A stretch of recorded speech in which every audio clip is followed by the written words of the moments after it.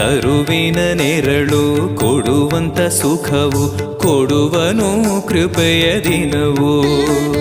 ಸ್ಥಿರ ಇರುವ ಮನ ಎನಗಿರಲಿ ಶರಣಾಗತಿ ಎಂದು ಬರಲಿ. ಭಗವಂತನ ಪ್ರಿಯ ಮಗನಿವನ ಸಾರಿ ಬದುಕು ಇರಲಿ.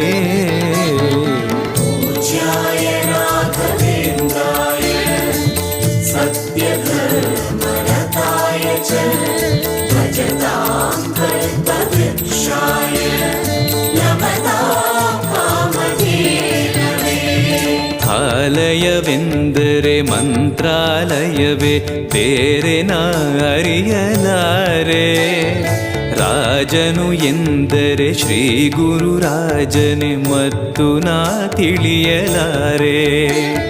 ಆಲಯವೆಂದರೆ ಮಂತ್ರಾಲಯವೇ